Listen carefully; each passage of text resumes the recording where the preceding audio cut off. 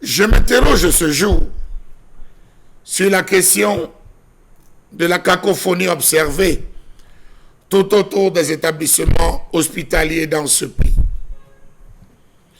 Comment comprendre que les débits de boissons se sont désormais déportés tout autour des formations sanitaires dans ce pays? À Deido, par exemple, on compte environ 51 débits de boissons installés en violation de la loi, notamment le décret numéro 90/053 du 9 novembre 1990. Décret fixant les conditions d'exploitation. Lieu sensible ici concerné à Deido, l'école publique de Deido, lycée bilingue, hôpital de district et bien d'autres établissements scolaires dans le coin. Était-ce normal? Non. Hôpital La Quintini, pareil. Des bars à l'entrée. Si encore c'était des boutiques, on aurait compris.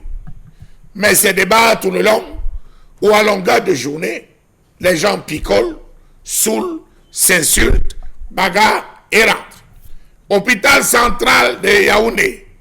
Alors là, dans le bar, c'est la boisson qui coule à flot.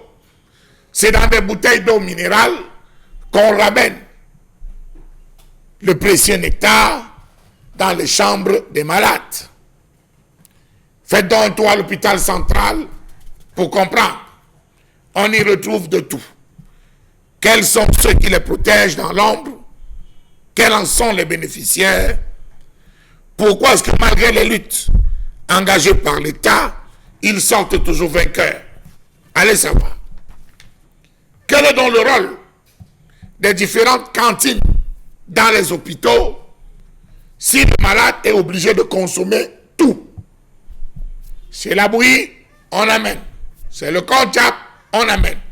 Pourtant, le malade, dans cet état, a besoin d'avoir des repas accessibles, d'où la cantine sociale. Dans presque tous les hôpitaux, il y a une cantine sociale.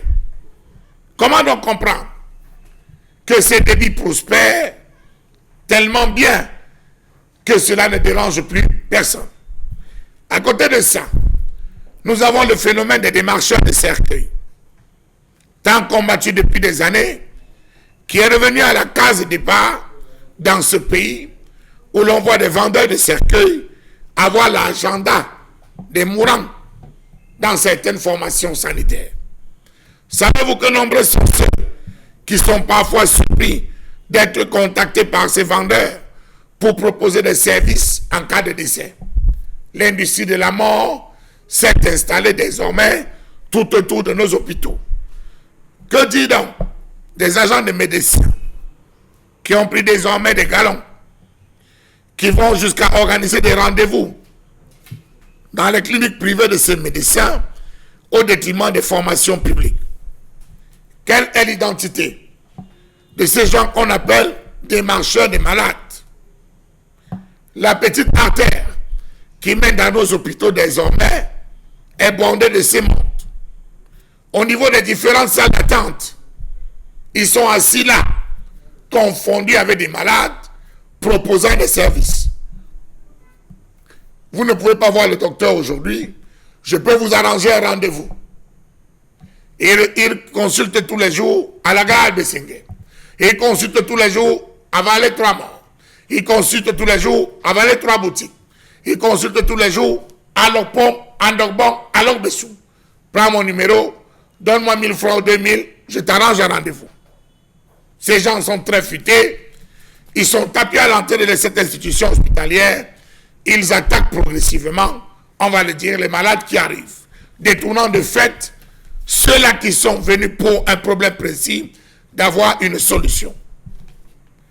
Dès qu'un malade arrive et demande un renseignement, parfois aux hommes à tenue confondus à l'entrée de certaines formations sanitaires, ce sont les premiers de dire ne bougez pas, on va voir. On envoie le vigile, c'est désormais les vigiles qui sont devenus les acteurs dans ce jeu macabre qui organise des rendez-vous, des tours de passe-passe. Le soir, c'est à eux qu'on verse des rétrocommissions. Voilà désormais comment fonctionnent nos différentes formations sanitaires, où les débits de boissons, pilules, où, il faut le préciser, des agents sont là pour vendre tout, et à côté de ça, on a des personnes qui ont la latitude, le carnet d'adresse et l'agenda même des médecins pour tout vous organiser. Comment arriver donc à cela lorsqu'on sait que le décret de 1990 stipule à son article 14 qu'il est interdit d'avoir ou de transférer un débit de boisson à moins de 200 mètres d'un hospice, d'un hôpital, d'un établissement scolaire ou d'un lieu de culte. À nos jours, c'est répandu. Qui vivra verra, le business se porte bien, chacun trouve son compte.